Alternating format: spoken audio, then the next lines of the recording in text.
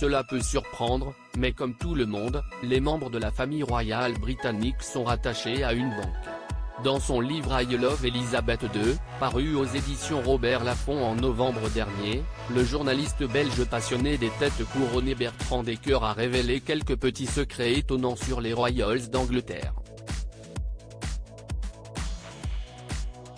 Après être revenu sur la tradition du carrosse lors du couronnement qui risque d'être mise à mal pour Charles III, l'auteur s'est penché sur le rapport qu'entretient la famille royale avec l'argent et notamment son lien avec une banque en particulier.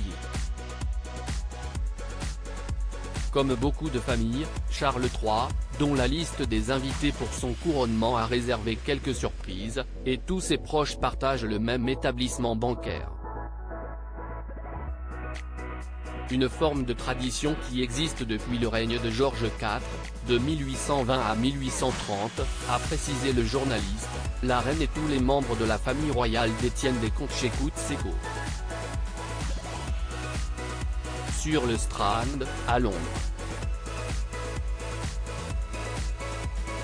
Cette banque, fondée en 1692, se distingue en étant la 8e plus ancienne du monde.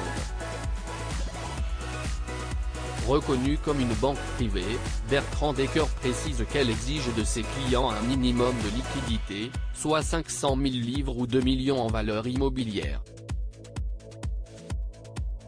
Une condition qui ne pose pas de problème pour les membres de la firme, mais peut être plus difficile pour le commun des mortels.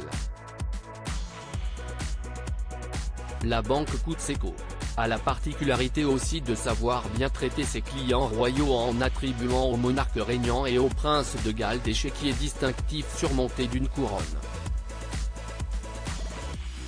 Une distinction qui faisait toujours son effet sur les bénéficiaires de ces chèques.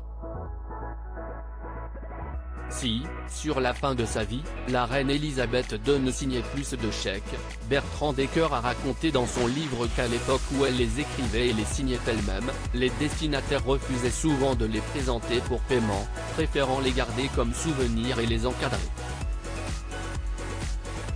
Un joli souvenir qui parfois devait tout de même coûter cher.